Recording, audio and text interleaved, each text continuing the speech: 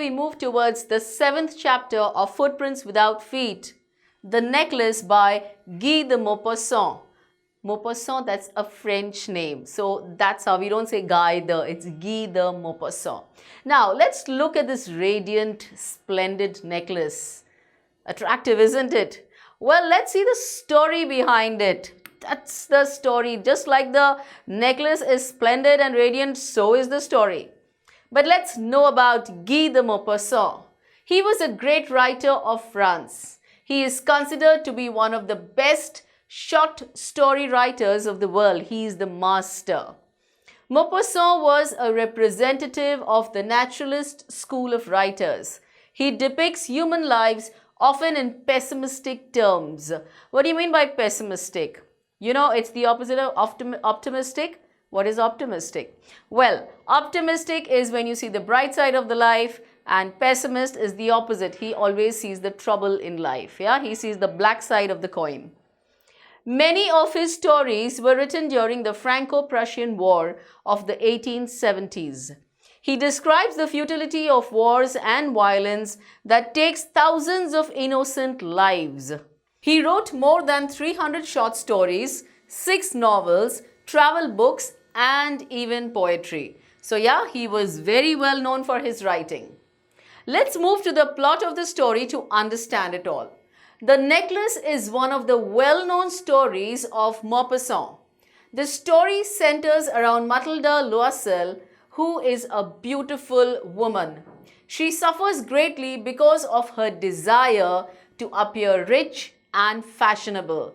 She wants to appear to be rich and fashionable. Biggest problem. She is married to a clerk and leads an ordinary life. But she wants to be rich and famous. Her husband gets an invitation to attend a dance party given by the Minister of Public Instruction. Mathilde borrows a diamond necklace from her rich friend Madame Forestier to wear it at the party. She looks charming and everybody praises her. But when she returns home, she finds that she has lost the borrowed necklace. She and her husband borrow a big amount of money to replace the necklace. Both of them work hard for 10 years to pay off their debt. Their life becomes miserable. One day, after the debt is paid off, Mathilde comes across Madame Forestier. Mathilde is shocked to learn from her that the necklace was made of artificial diamonds and its price was not more than 500 francs.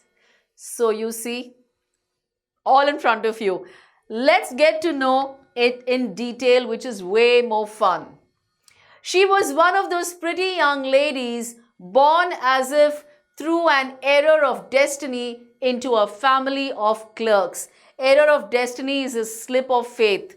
You know, unfortunately, she was there. So she was one of those pretty young ladies, and out of, slip of faith, bad luck, you can say, she was born into a family of clerks, whereas her thinking was way higher, like a royal family. She had no dowry, no hopes, no means of becoming known, loved and married by a man either rich or distinguished, and she allowed herself to marry a petty clerk in the office of the Board of Education. Now, she did not have any such means to get married to either a rich person or a very successful, authoritative and commanding great respect. No such person she could get married to. So she had no choice, and that is why she gets married to a petty clerk who's working in the office of the Board of Education. She was simple, but she was unhappy. Why? Because you remember what her thinking was? She had different mindset. She suffered incessantly, continuously, non-stop, feeling herself born for all delicacies and luxuries. Delicacies as in choice of expensive food, items of fine and intricate texture or structure. She was born for the rich. All the qualities that she had, all, her thinking, her mindset was way like of a royal family. She belonged to that. She, was there for the luxuries. That's what she felt. She suffered from the poverty of her apartment, the shabby walls and the worn chairs. So where she stayed was a very poor thing. There was no luxury there. There were no good facilities there. Even the walls were shabby, the chairs were worn out. They were literally, creaking sort of thing. They were not even steady. They were all wobbly chairs. And so her apartment appeared that way. All these things tortured and angered her. She would remain frustrated. Why? Because her eyes were, her eyes and mind and her heart, everything belonged to that, where she wanted all the luxuries and all the richness. But what was she facing? She was facing just the opposite. So obviously she was never at peace. When she seated herself for dinner opposite her husband, who uncovered the tureen with a delighted air, saying, "Oh, the good pot pie! I know nothing better than that." She would think of elegant dinners of shining silver. She thought of the exquisite food served in marvelous dishes. Now, when she sat, when she was sitting to have dinner with her husband, so he uncovered the tureen. That's a covered dish from which soup is served at the table. You can see it there. So he uncovered that with a delighted air, saying, "Wow, the good pot pie." And he says, "I could have known nothing better than this. This is so beautiful." She would think of elegant dinners. Her dinner was, that lavish and the royal dinner table with lots of exquisite food and, served in marvelous dishes. Her mindset was there. She had neither frocks nor jewels, nothing. And she loved only those things. She didn't even have good frocks, She did not have good jewelry on her. And so totally unhappy because she was not a satisfied person. She was always looking for them. She was in hunt of them, so she was never at peace. And that was her choice. That was she was looking for. She was hungry for those things. She had a rich friend, a schoolmate at the convent. Convent, we know, a school attached to and run by a Christian community of nuns. So yeah, she was there, her schoolmate at the convent, who she did not like to visit. And why so? She was a schoolmate. Why did she not like to visit? She suffered so much when she returned. She wept for whole days from despair and disappointment. Her friend was in a very lavish, well-furnished, well-equipped house. So whenever she went there, she would look around, she would miss it, that she does not have it. So when she would come back, she would, be in real sadness and a lot of disappointment. She would be totally upset. One evening, what happens? Her husband returned elated, very happy, bearing in his hand a large envelope. He was holding an envelope in his hand. Here he said, "Here is something for you." He came with all the love. He was so happy that he comes and gives that to his wife. "See, this is for you." She quickly drew out a printed card on which were inscribed these words. Inscribed as in on the object, it's marked with characters. It was written. It was inscribed actually. The Minister of Public Instruction and Madame George Ramponneau ask the honor of Monsieur et Mad. Here now, like in India, we say Mr. and Mrs. So M and MME, that's Monsieur and here you can see Madame. Abbreviation for Madame, that's in French. Loisel Company, Monday evening, January 18 at the minister's residence. So basically, it was an invitation. Instead of being delighted, now she should have been happy because she has been invited to such a big place. As her husband had hoped. Now, he thought she is going to be really happy because she's going to get to go somewhere where she's always wanted to go. She threw the invitation spitefully upon the table, murmuring, "What do you suppose I want with that?"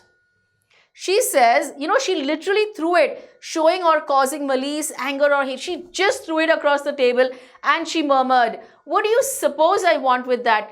This is it? If this has come, what?" But my dearie, I thought it would make you happy. He says, God, I thought you'd be happy looking at that invitation. You never go out, and this is an occasion, and a fine one. It's a real royal rich one. So where is the problem? Everybody wishes one, and it is very select. Not many are given to employees. He says this is such a selected invitation. Not everyone has received it. I am those lucky ones who has got it. So what is making you unhappy? You will see the whole official world there. It's a royal big one. You're going to meet everyone there. The big, all the officials are going to be there. So it's a place worth being. Why not? She looked at him with an irritated eye and declared impatiently, would you suppose I have to wear to such a thing as that? Now that you tell me it is such a royal party, it's a big gathering, it's a very, auspicious gathering, but what am I going to wear? Do I have something, so suitable that I can wear to such a big party? He had not thought of that. He stammered, why, the dress you wear when we go to the theatre, it seems very pretty to me. Now he's a man, he's okay with anything, he doesn't mind. But the ladies, the females, they want to be at their best. So they feel everyone is looking at them. That's the case. That's a general mentality. Yeah, you can keep me aside for that. I'm not really that bothered. Well, stammered as in said something with difficulty, repeating the initial letters of words with sudden involuntary pause. He was saying it with a little hesitation. He was scared because now his wife is going to pounce on him. So he says, that dress which you wear with me to the theatre, it's good enough. Why don't you wear that? He was silent, stupefied, in dismay. Dismay as in concern and distress caused by something unexpected. At the sight of his wife weeping, she started crying. He stammered, what is the matter? What is the matter? Why are you crying? By a violent effort, she had controlled her vexation, state of being distressed. She was upset, angry, and responded in a calm voice. Now, though she had that fire, that volcano which was ready to burst, still she was calm. And she said, wiping her moist cheeks, there were already tears rolling down, nothing. Only I have no dress, and consequently, I cannot go to this affair. Give your card to some colleague whose wife is better fitted out than I. She says, I cannot attend that party, definitely not. I don't have a suitable dress. I cannot dress up as per that party. So it's better you give it to some colleague of yours whose wife has better clothes than me. Let her attend that. I definitely cannot go. He was grieved, he was sad, but answered, let us see, Matilda, how much would a suitable costume cost? Something that would serve for other occasions, something very simple. He says, okay, don't give up. It's okay. Let's try working it out. Like, see, he was a very composed person, a very sensible one, I must say. He says, okay, if that's the case, just tell me, if it's something, if we go to buy something simple, something which you can wear on other occasions also. So, how much would that costume cost us? She reflected for some seconds, thinking of a sum that she could ask for without bringing with it an immediate refusal and a frightened exclamation from the economical clerk. Now, she's also ultra smart. What she did was she took some seconds to think of the figure. The figure should not be such, that cost of that dress should not be such that, he would immediately refuse. He said, oh, forget it. I definitely cannot afford it. Or a frightened exclamation. Maybe he'd be really frightened and say, no ways. From the economical clerk. That clerk was very economical. He was not a very well-to-do clerk. Finally, she said in a hesitating voice, she was a little scared. Should I, shouldn't I types. I cannot tell exactly, but it seems to me that 400 francs ought to cover it. She says, look, I don't know exactly how much the dress might cost, but somewhere around 400 francs. Francs, we know it is the monetary unit of France, Belgium, Switzerland, Luxembourg and several other countries till 2002. After that, again, it changed. Now they are euros, right? So yeah, 400 francs, maybe around that much would be fine to get the dress. He turned a little pale. Now, he did not have that much money to spend on a dress. for he had saved just the sum to buy a gun that he might be able to join some hunting parties the next summer with some friends who went to shoot larks on Sunday. Now, he had kept some money, but he kept it for himself. He wanted to buy that gun and then he wanted to go hunting with his friends. Generally, during summer, they would go and they were supposed to go to shoot larks. So, he had, somewhat collected the money for that. But, what a sweetheart. Nevertheless, he answered, "Very well, I will give you 400 francs, but try to have a pretty dress." He says, "Okay, fine, I'm giving it to you." See, sacrifice. That's how it's supposed to be between a husband and a wife. It's not me, it's not you, it's always us. Yeah. So he says, "Okay, I'm giving you the money, you go get yourself a pretty dress." The day of the ball approached and Madame Loisel seemed sad, disturbed and anxious.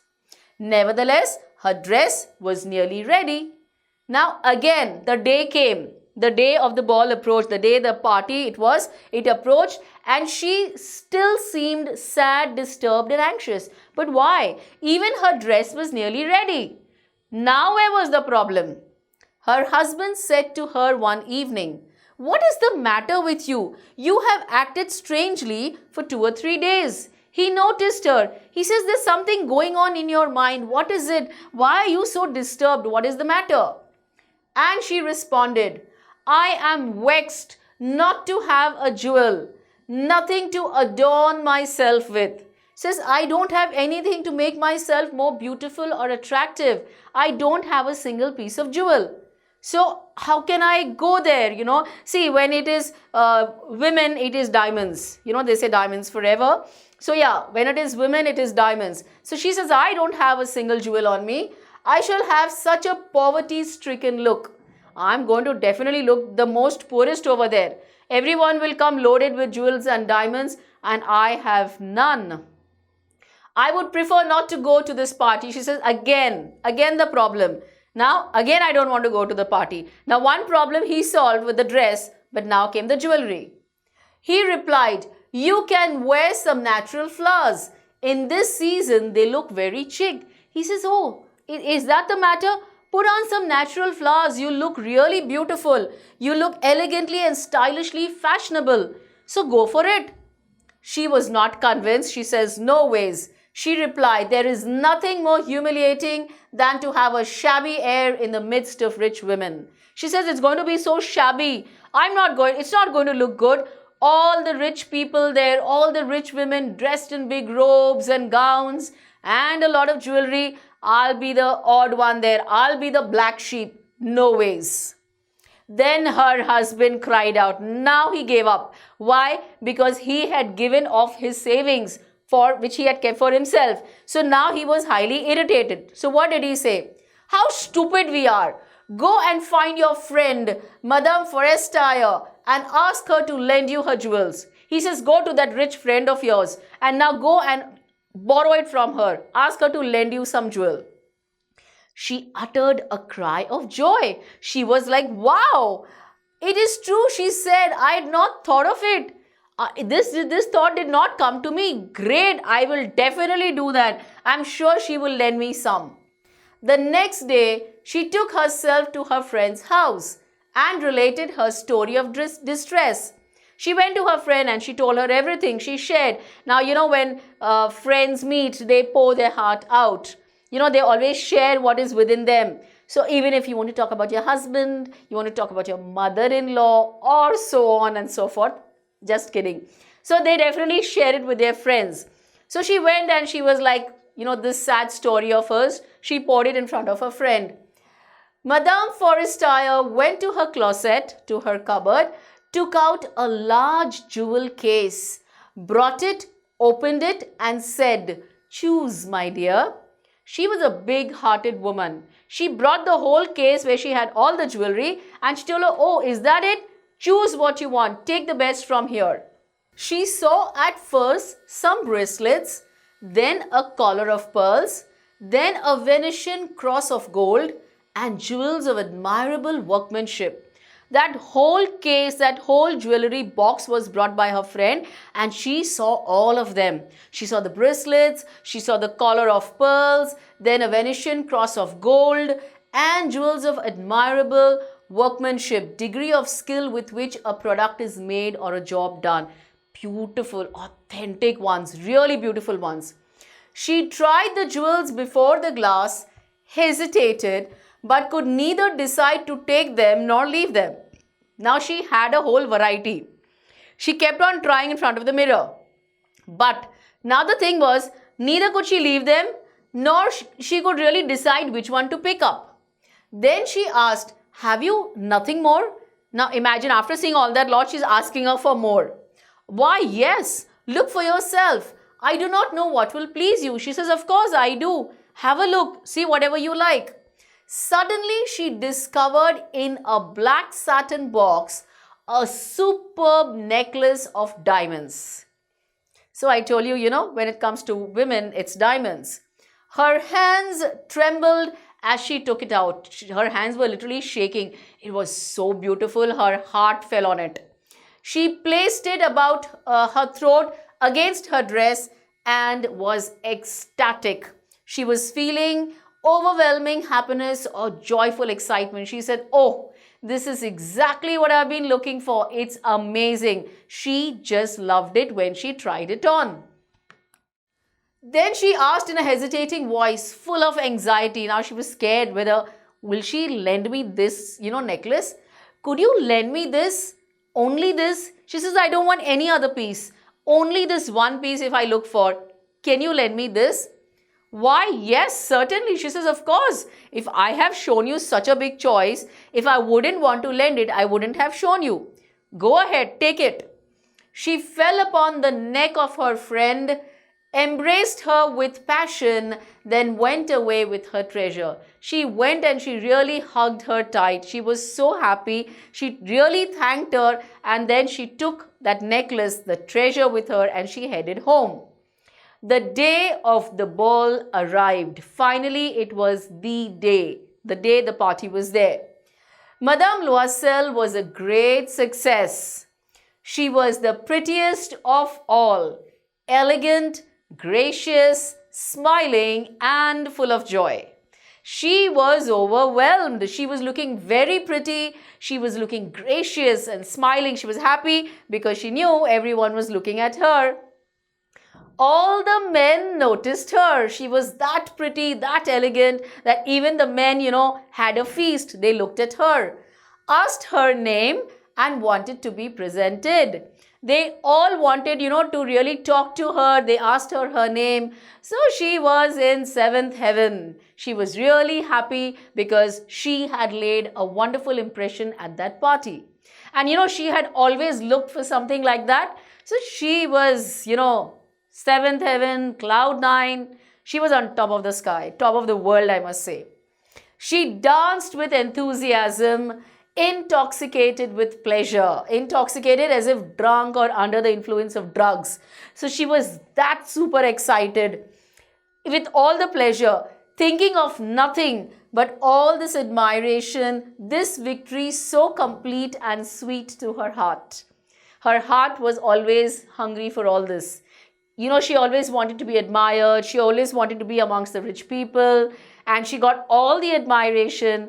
What more? She was totally, full of contentment and totally intoxicated. She was like, in her own world by then. She went home towards 4 o'clock in the morning. Till 4 she was there. They were there, I must say. Her husband had been half asleep in one of the little salons since midnight with 3 other gentlemen whose wives were enjoying themselves very much. Now, here she took the lead. She was enjoying that party so much, she did not even realize it is 4 in the morning. Yeah, she was so beautifully, surrounded with these men and enjoying herself and made new friends. The poor husband, he had already fallen asleep, half asleep, and along with him there were 3 other gentlemen who were in that same condition because even their wives were at the party enjoying themselves. So these poor men had no say, but they were half asleep. He threw around her shoulders the modest wraps they had carried, whose poverty clashed with the elegance of the ball costume. Now, when she came out, what he did was he threw around her shoulders the modest wrap. He put like a shawl type of thing. He covered her, because it was pretty cold. And that, with that dress was so rich and that shawl thing was so poor. It was like showing the poverty that clashed with the elegance of the ball costume. That was not, it was a shabby shawl and this was a rich dress. So you see that it was not matching. They literally clashed because they were opposite. She wished to hurry away in order not to be noticed by the other women who were wrapping themselves in rich furs. She quickly moved away with that, that cover, the wrap, because the others were wrapping themselves in rich fur coats. And she did not have any. So she did not want anyone to notice. Now everyone had seen her. She was so beautiful. If they would see her in that shabby wrap, obviously that impression would go away. So she was so scared. She quickly took it and moved away fast from that so that nobody notices her. Loisel detained her. Wait, said he. I am going to call a cab. He says, wait, I'm going to call a cab.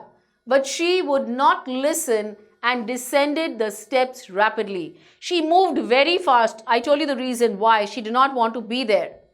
When they were in the street, they found no carriage and they began to seek for one. They started looking for a carriage, hailing the coachman whom they saw at a distance. They, were calling to a coachman whom they saw at a distance. They walked along toward the river, hopeless and shivering. They tried, it was very, very cold. Now you can imagine it's 4 in the morning and it is the winter time.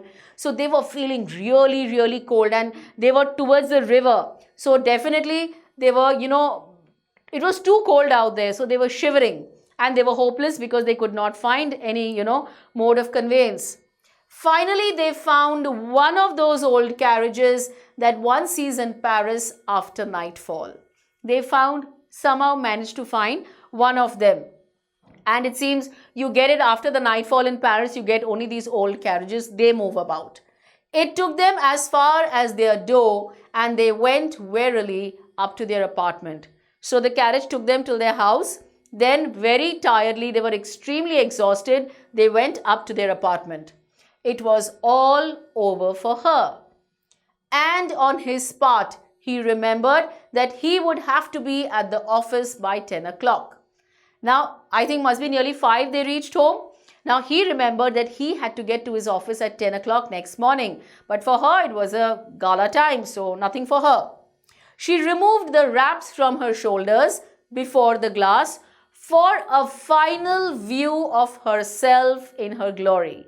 She stood again in front of the mirror. She removed the wrap, the thing that she was wearing, and she wanted to have a final look at herself with the diamond necklace on.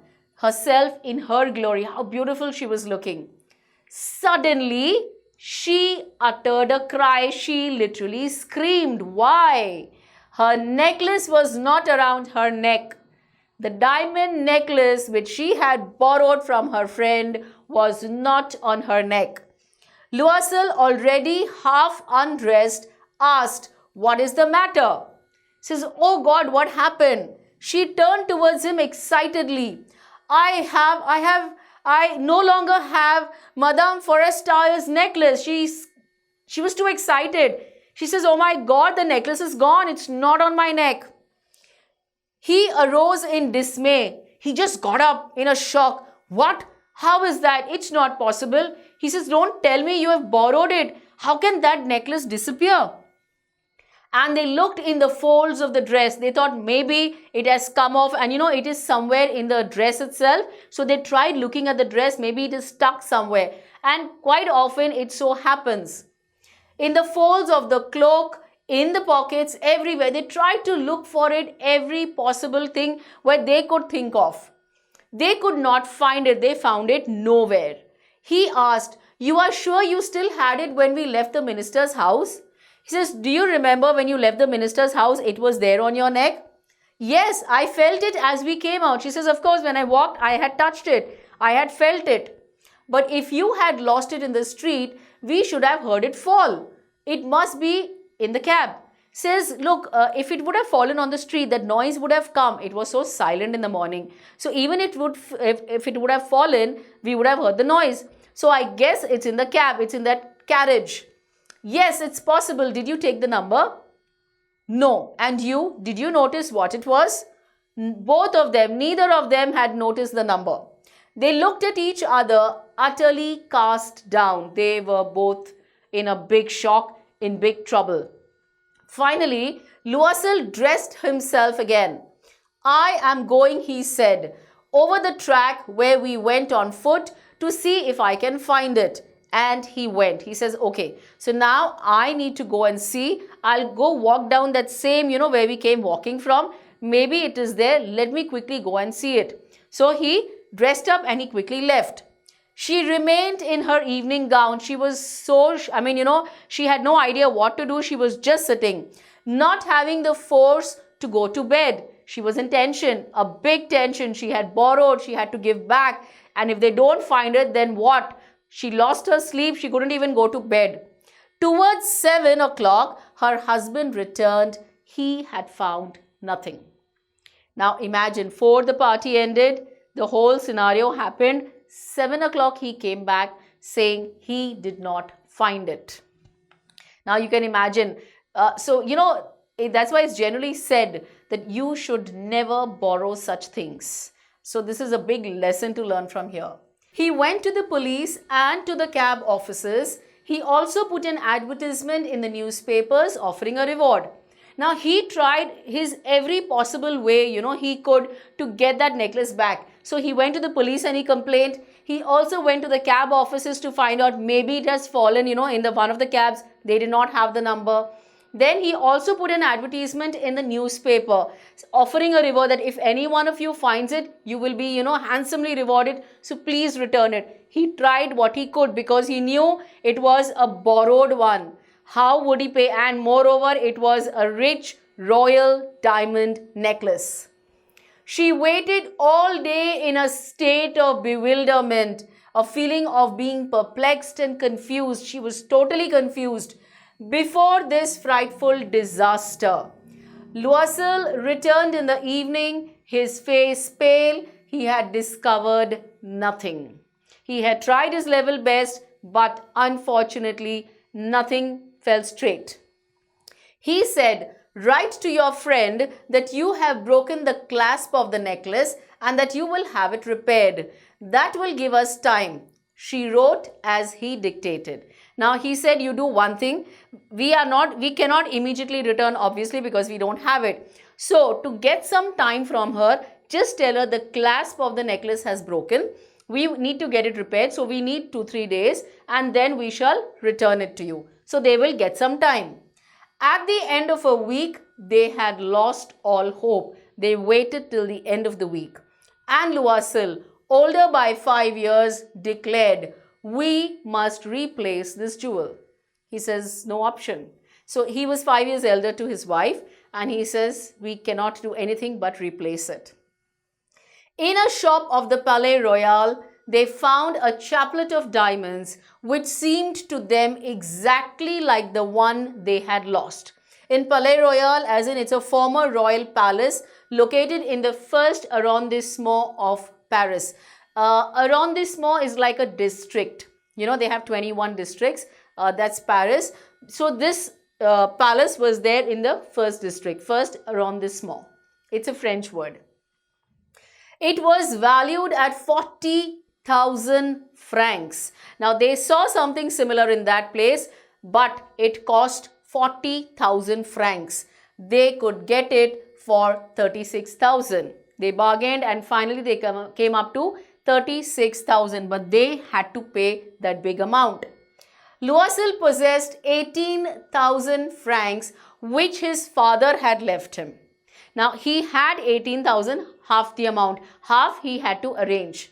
He borrowed the rest. He made ruinous promises, ruinous as in disastrous promises. He took money from usurers. Usurers are the money lenders, especially those who lend money on a high rate of interest. If you're, taking some money, you have to pay a good amount of interest. So he went and took money from them as well, and the whole race of lenders. He went and took it from all, making big, big promises. Then he went to get the new necklace, depositing on the merchant's counter 36,000 francs. He had decided and come, they had bargained, everything was decided. He made all the arrangements. How did he arrange the money? He took it from different people, the money lenders, and finally he managed to collect 36,000 francs, and he went and put it on the merchant's counter to buy the necklace. When Madame Loisel took back the jewels to Madame Forestier, the latter said to her in a frigid tone, frigid as in a very stiff or formal in behavior, "You should have returned them to me sooner, for I might have needed them." Now she had borrowed and she had kept it for quite some time. I mean, she couldn't return because she couldn't buy it. So she tells in a very formal behavior, "You know what? Actually, you should have returned it way earlier. Maybe I would have needed it."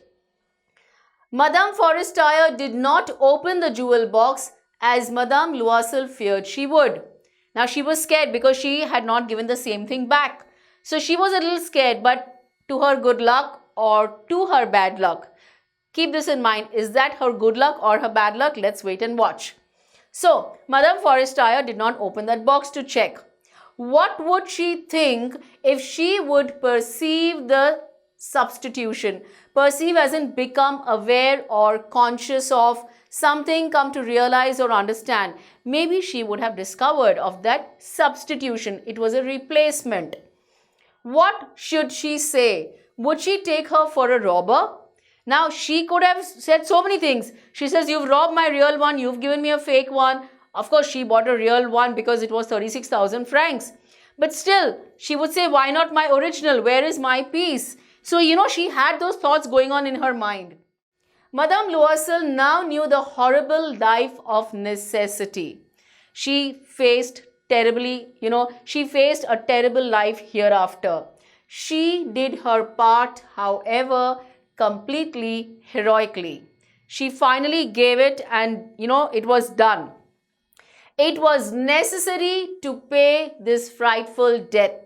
Now it was a very big amount for them, so definitely they had to pay it back. She would pay it. They sent away the maid. Now starts the journey where she's actually paying, for that show off, that showbiz thing that she wanted to wear the necklace. Now she's paying for it. Now she already paid the 36,000, but now she's also physically and mentally, that she paid financially.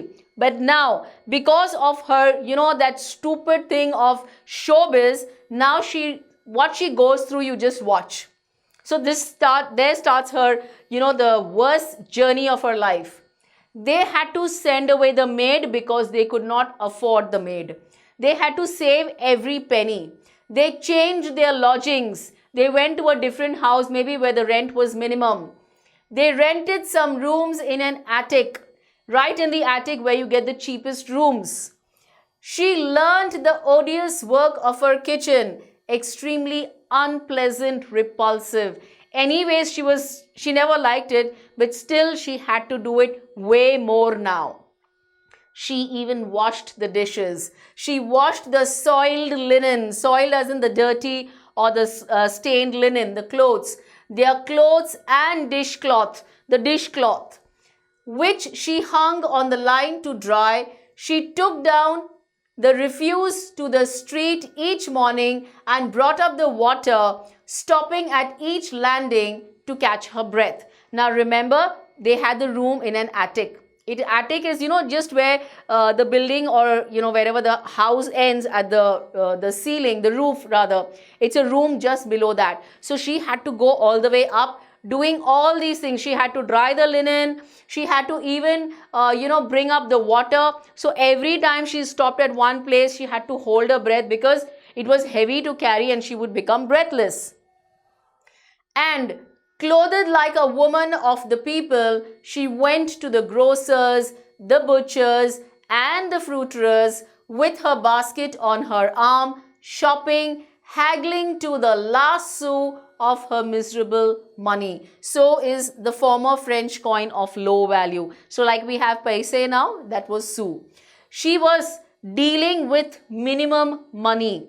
She went to these people, clothed like a woman of the people. She went to the grocers, she went to the butchers, she went to the fruiterers, as in the fruit people, with her basket on her arm, shopping and haggling to the last. So she was managing it, till the last coin she had with her.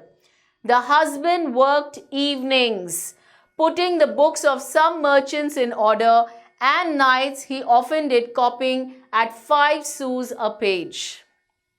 Now, they had to do overtime. They had to do way more because they had to return every penny which they had borrowed. You see, so they were doing all the different things. This is how she was trying to save on money. And when it came to Loisel himself, he worked in the evenings. He was putting the books of some merchants in order. He got money for that. And in the nights, what would he do? He often did copying at 5 sous a page. He was trying to get some money out of it.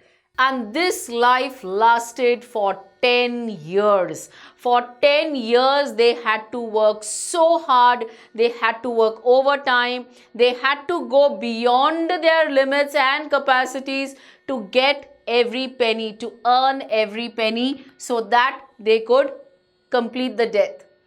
At the end of 10 years, now 10 years of her life, she did what she was doing and Loisel did what he was doing. They had restored all. They had finally finished paying those 18,000 francs. You remember? It was 36, 18 he had from his dad, 18 he had borrowed. Madame Loisel seemed old now. When such things, when you're mentally and physically pressured with all the stress, you suddenly start looking old. But if you have all the happiness in life, even if you're old, you seem to be young because that happiness matters. She had become a strong, hard woman, the crude woman of the poor household. She had become very strong. When you face such situations, when you come across such situations, such challenges in life, they really teach you a lot and they make you way stronger. Her hair badly dressed, her skirts awry as in not in the correct position or shape, twisted, her hands red. She spoke in a loud tone and washed the floors with large pails of water, large buckets of water. She washed the floors. She had to do all of it. But sometimes when her husband was at the office, she would seat herself before the window and think of that evening party of former times, of that ball where she was so beautiful and so flattered. At times she would just sit and think of that night, that most beautiful night where she was admired top to bottom. She was so flattered and she was, she had laid the best impression. How would it have been if she had not lost the necklace? She says everything was so superb that day, but this one necklace ruined it all. All the happiness that she had got over there, the moment she reached home, it turned the other way around. It turned 360 degrees and life had taken a big turn over there, a big twist. Who knows how singular is life and how full of changes, how small a thing will ruin or save one. She says life is so unpredictable. You just never know what's happening next, what's in store for you next. You have no idea what might ruin your life or what can save you.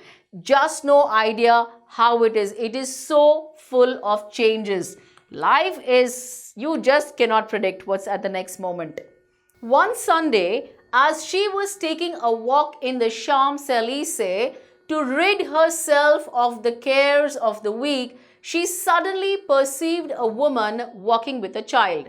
Now, she was taking a walk in the most prestigious street of Paris, Champs-Élysées. It is also the famous, the avenue in the world, the most famous avenue. If you have come across it, it's a beautiful place. And it is also one of the most prestigious streets. So she was walking there and she was trying to get free of all that, all the frustration. She was just taking a walk to feel good. She suddenly, saw a woman walking with a child. It was Madame Forestier, still young, still pretty, still attractive. Now, she had become old because of the pressures, because of the strain, because of the stress. But her friend still remained young, pretty and attractive. Madame Loisel was affected. Should she speak to her? Yes, certainly. And now that she had paid, she would tell her all. She went to speak to her, She says she was not sure, should I speak to her? But then when she had paid everything or everything was done, so then why get scared? Why not? She approached her. Good morning, Jean. Her friend did not recognize her and was astonished to be so familiarly addressed by this common personage. She was shocked. She did not recognize, and then she called her by this name that was so very personal. Not everyone used to call her by that. So she felt this is someone knows her very well. She stammered, but madame, I do not know. You must be mistaken. Maybe you've taken me for someone else. I don't know you. No, I am Matilda Loisel, she tells her. Her friend uttered a cry of astonishment. She was shocked. Oh, my poor Matilda, how you have changed. She says, oh my God, you have changed so much. I couldn't even recognize you. Yes, I have had some hard days since I saw you and some miserable ones, and all because of you. She says, I had the worst days last when I met you. After that, I've had the most miserable days of my life, and somehow it's because of you. Because of me? How is that? She was shocked. She said, what did I do to you? How can you tell me that it's because of me? You recall the diamond necklace that you loaned me to wear to the minister's ball? She says, remember you had lent me that necklace, that diamond necklace? Of course, very well, I do remember. Well, I lost it. How is that? Since you returned it to me. She says, how can you say that? You returned it to me. I returned another to you exactly like it. It was not the same thing I gave you. And it has taken us 10 years to pay for it. You can understand that it was not easy for us who have nothing. But it is finished and I am decently content. She says, you know what? I actually replaced that necklace. I did not give you the same thing back. And of course, for us who had nothing, if we had to repay such a big amount, it would cost us years, and it did. But right now, I am done with that, and so I'm finally satisfied. Madame Forestier stopped short. She was like, what? She said, you say that you bought a diamond necklace to replace mine. You did that. Yes. You did not perceive it then? Didn't you even look at it and try to understand it? Did you not recognize it? They were just alike. And she smiled with proud and simple joy. She says they were just the same. So maybe that's why you did not get to know. Now check this. Madame Forestier was touched and took both her hands as she replied. She took both her hands and see what she tells her. The most devastating line. Oh, my poor Matilda, mine were false. They were not worth over 500 francs. She tells her, you know what? My necklace was a fake one. It was an artificial one. They were not real diamonds. And you tell me you worked so hard to replace that, which did not even cost 500 francs. Do you see the difference in 500 francs and 36,000 francs? She literally gave her life, the 10 years of her life for it to replace that. Why? One, there was no communication. They were scared. They were not sure that they should tell. They had put another necklace, so they were very quiet about it. And neither did the opponent see anything. She did not, Madame Forestier did not bother to look at it. So she didn't even know that instead of the 500 franc necklace, she has with her a 36,000 francs necklace. She was not sure of it. And just imagine, the 10 years of their life went for nothing. 36,000 francs, they could have done so much in life. But just because of that one desire. See, there is a difference in necessity and desire. Necessity is the basic, food, shelter, clothing. But when you get stuck on your desires, now to wear a necklace and get into the showbiz, what did it cost them? You need to, they say you need to spread your legs as per your blanket. That's how they say, there's a quote saying that. Why do you get in for showbiz? You wear comfortably, be happy with what you have. It's okay if the others have something more, it's fine. It's not a big deal. It's their luck, it's their money. You should be happy with yours. Why look at them? Why compare? And why feel, why get that complex? So it's absolutely okay to be as you are. You should never fake it, and not the way she did it. She literally borrowed it and she managed it, right? So this is the big lesson we learn from this lesson. Live below your means and within your needs. Very well put up by Susie Orman. Live below your means. Whatever you have, manage it with that. Don't go and borrow for that. And within your needs, whatever needs you have, go within that. Don't overboard it. You will simply put yourself, into pain, into torture. You will be physically, mentally, emotionally down. You'll be totally broken there. So please make sure that you get to know your differences between your desires and your needs, and you cope up with them accordingly. I hope you learned a very good lesson, and remember one thing, we should learn from others' mistakes. She did a mistake, we should learn. We don't have the time to repeat mistakes. Yes? Great. So, for the same, keep watching and keep learning.